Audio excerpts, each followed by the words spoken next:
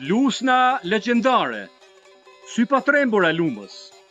Lusna që u qëndroi stoik shekujve e nuk u lëkund përballa asgjëje. Lusna që e lindi e rriti trima e adetashës të flakt. Lusna që lindi trimin e patriotin e shuar, Liman Peposhin. A i lindi pikërisht në këtë kulla që për fat të keq sot janë rënuar. Liman Peposhi ishte krau i hekurt i viganit të nacionalizmit shqiptar, Muharrem Baraktarit. A i mori pjesë në luftë kundra pushtuesve nazifashist. Por me instalimin e regjimit komunist, u detyrua të dilte në llogore për t'ju bashkuar Komitetit të Shqipërisë së Lirë.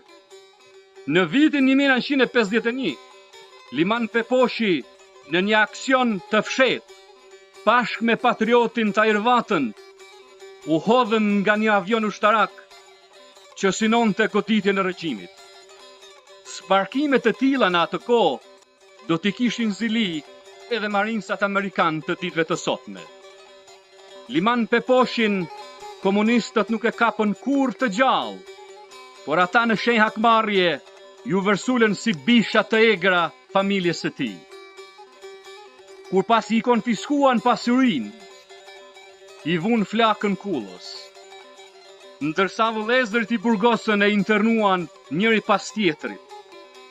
Liman Peposhi ishte në listën e 200 të aratisurve në shkallë kombëtare, që sipas diktaturës komuniste përbënin rrezik kombëtar. Prandaj dhe i quajti kriminal lufte.